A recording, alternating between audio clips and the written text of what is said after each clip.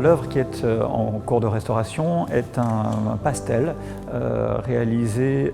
autour de 1883 par un artiste qui s'appelle Giuseppe De Nittis. On est sur une œuvre qui est complexe parce que c'est une œuvre qui est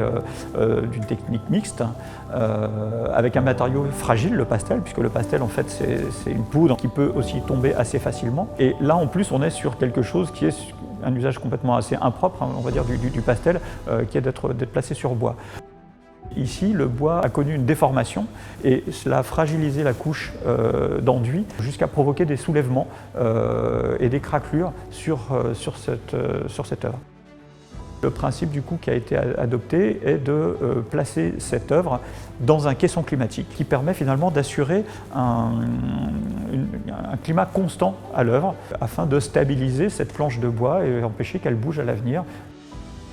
Et le choix qui a été fait donc est de travailler avec un groupement qui associe Leila Sauvage, qui est une grande restauratrice, qui est une jeune mais grande déjà restauratrice de pastel,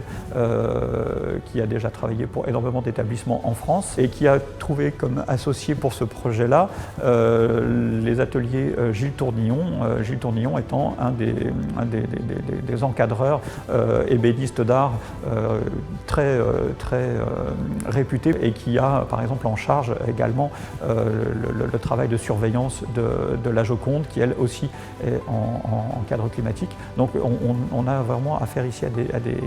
à des experts de premier ordre pour trouver toutes les solutions possibles à travers la restauration tout d'abord, puis la mise en caisson climatique de ce pastel de Nittis.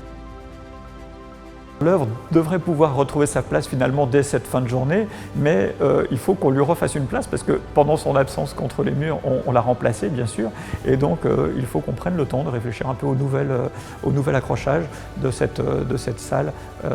des Beaux-Arts du musée de Beaufort-en-Vallée où elle a sa place depuis un bon siècle et où il devrait continuer à la voir.